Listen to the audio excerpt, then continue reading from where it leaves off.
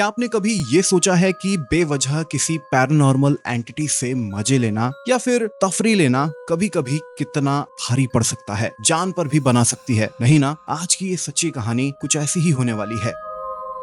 ये कहानी हमें भेजी है हमारे ही सब्सक्राइबर दीपक ने, जो उत्तराखंड से बिलोंग करते हैं लेकिन अपनी फैमिली के साथ दिल्ली में रहते हैं। वो इस वक्त सॉफ्टवेयर इंजीनियर हैं और एक कंपनी में जॉब करते हैं। ये घटना उनके साथ तब घटी जब वो और उनके छोटे भाई रवि अपने स्कूल की गर्मियों की छुट्टियां बिताने अपने गांव गए हुए थे, जो उत्तराखंड में ही लोकेटेड है। दीपक उस वक्त 12वीं क्लास में थे जबकि उनके छोटे भाई 10वीं क्लास में थे। गर्मियों की छुट्टियों में उन्होंने डिसाइड किया कि वो अपने गांव अपनी दादी के पास जाएंगे। अब उत्तराखंड जिन लोगों की रूट्स में है वो मेरी इस बात से पक्का सहमत होंगे कि ज्यादातर लोगों ने अपने समर वेकेशंस अपने गांव अपने दादी या नानी के पास ही बिताए हैं। हालांकि हमेशा की तरह इस बार भी उनकी पूरी फैमिली ने गांव जाना था, लेकिन किसी कारण से दीपक के फादर को छुट्टी नहीं मिली, तो इस वजह से दीपक की मम्मी ने भी ना जाने का डिसाइड किया, जिस वजह से दीपक और रवि को बोला गया कि वो दोनों चले जाएं।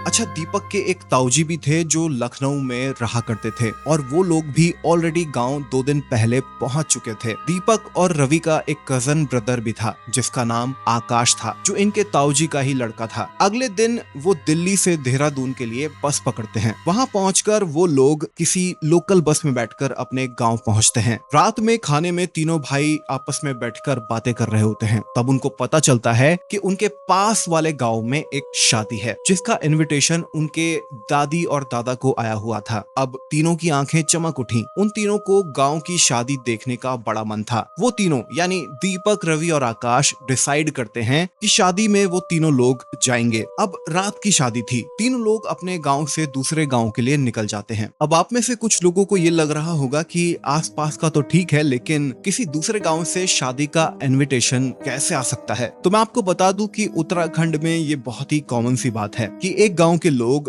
दूसरे गांव के लोगों को बहुत अच्छे से जानते पहचानते होते हैं, और ये आज भी है कि गांव में बहुत दूर दूर तक लोगों की जान पहचान होती है। शाम के तकरीबन 7 बजे तीनों भाई अपने गांव से दूसरे गांव के लिए रवाना हुए। तकरीबन दोनों गांवों की दूरी 1 घंटे के आसपास की थी, तो उन्होंने अपने यहाँ से लोकल टैक्सी स्टैंड से सवारियों से भरी जीप में बैठे और शादी के लिए निकल पड़े। वहाँ तीनों ने खूब एंजॉय किया, खूब मजे करे। अब तकरीबन रात के 12 बज चुके थे। अचानक से दीपक के छोटे भाई ने दीपक और आकाश को बोला कि काफी मजे कर लिए हैं, खाना भी खा लिया है, तो अब उन्हें वापस अपने गाँव जाने के लिए चलना चाहिए। जिसमें आकाश ने तो हामी भर दी, वो रेडी हो गया। तभी दीपक ने जाने से मना कर दिया। दीपक को थोड़ा इस वक्त यानी रात के वक्त जाने में सही नहीं लग रहा था। उसका मन नहीं मान रहा था। उसे एक अलग सा डर सता रहा था, जिसमें आकाश और रवि उसका मजाक बना रहे थे। रवि ने दीपक को समझाया और वो बोला कि भाई, हम क्यों अपनी रात की नींद खराब करें? शादी का घर है, बहुत चहल पहल होगी, हम क्यों अपनी रातों की नींदों को खराब करें? अपने गाँव चलते हैं, अपने घर में सोएंगे मस्त करके। जिस पर दीपक बोला कि आज हम तीनों यहीं सो लेते हैं, सुबह जल्दी उठकर वापस गांव चलते हैं। अब इस चीज को लेकर तीनों में बहस होने लगी कि तभी वहां से एक बुजुर्ग आदमी तकरीबन 65 साल के आसपास का इस बहस को बहुत ही ध्यान से सुन रहा था। उसने दीपक की साइड लेते हुए आकाश और रवि को समझाया कि आज यहीं रुक जाओ, रास्ते में ना जाने कौन सा जानवर मिल जाए और भी बहुत सारी बातें हो सकती हैं, तो रात को जाना अवॉइड करो, सुबह निकल जाना। लेकिन आकाश और रवि ने ठान रखी थी, जिसमें आकाश दीपक को बोला कि भाई, तुझे रुकना है तो रुक जा, हम तो जा रहे हैं, और ये कह के दोनों चल पड़े। तभी उन दोनों की इस जिद के आगे दीपक की एक न चली और उसने भी गुस्से में आकर एकदम लाल पीला होते हुए चलने के लिए हाँ कर दी।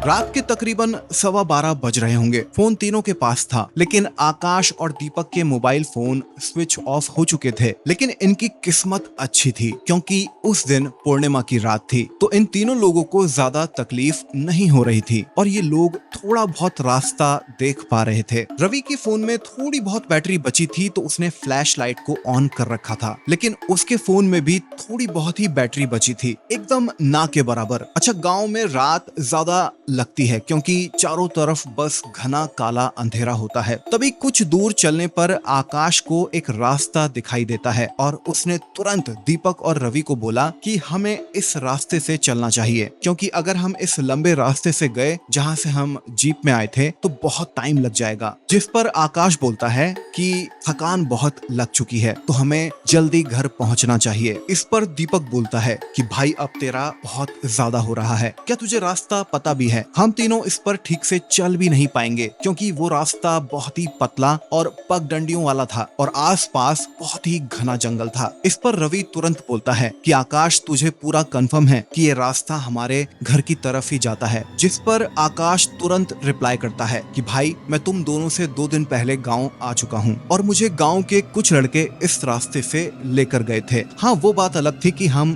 दिन में आए थे, लेकिन हाँ वो लड़के बता रहे थे कि इस रास्ते पर एक छलावा रहता है जो इंसानों की जान भी ले सकता है।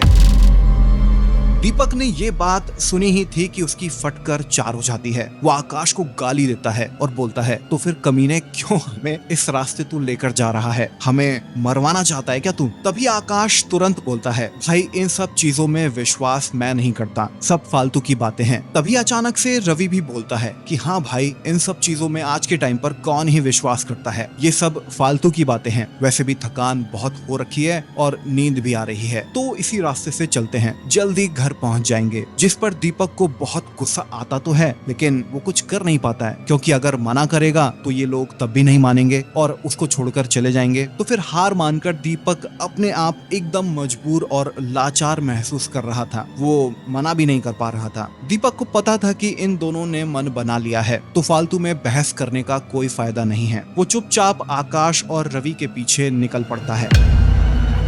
अब रवि और आकाश डिसाइड करते हैं कि दीपक को ज्यादा डर लग रहा है तो उसको हम बीच में रखेंगे और सबसे आगे रवि होगा क्योंकि उसकी फोन में बैटरी मौजूद थी और उस फोन की छोटी सी फ्लैश लाइट से उन्हें काफी हेल्प मिल रही थी। अब कुछ ही दूर चले थे कि रवि के पैर में कुछ चीज टकराती है। उसने फोन की लाइट से जब उस चीज पर मार कर देखा तो वो एक साइकिल का टायर निकला। अचानक उसके दिमाग में एक आइडिया आया कि इस टायर को जलाकर वे लोग अपने घर तक आराम से पहुंच सकते हैं क्योंकि उसके फोन की बैटरी ज्यादा देर नहीं चलने वाली थी। आकाश 2 पत्थर लेता है और उनको घिसकर वो किसी तरह आग जलाकर उस टायर पर आग लगा देता है। इस बीच दीपक को बहुत डर लग रहा था और वो बस जल्दी से अपने गांव पहुंचना चाहता था। अब ये तीनों लोग अपने गांव के लिए निकल पड़ते हैं। सबसे आगे जलता हुआ टायर लेकर रवि चल रहा था, बीच में दीपक था और सबसे आखिरी में आकाश चल रहा था।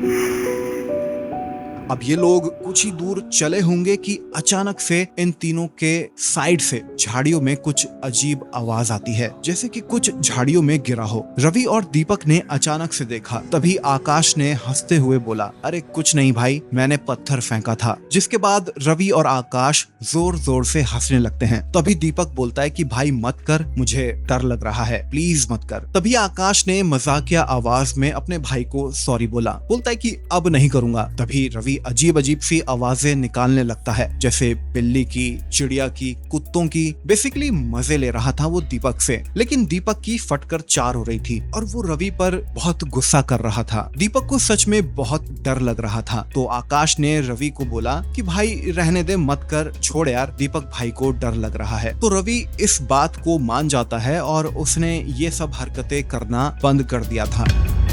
अभी ये लोग कुछ ही दूरी पर पहुंचे होंगे कि तीनों को उनकी लेफ्ट साइड से एक और भयानक आवाज आती है, झाड़ियों के बीच से, जैसे किसी ने बहुत बड़ा पत्थर फेंका हो। तभी दीपक गुस्से में आकाश को बोलता है कि भाई तुझे समझ में नहीं आ रहा है, मत कर ये सब हरकतें, क्यों कर रहा है, तुझसे शांति से चला नहीं जा रहा। इस बार दीपक की साइड लेते हुए रवि ने भी बोल दिया कि भाई मत कर, दीपक भाई सही कह रहा है, छोड़, जाने दे, ये सब हरकतें बंद कर। जिसके बाद आकाश ने जो कहा उसको सुनकर तीनों भाइयों के होश उड़ गए।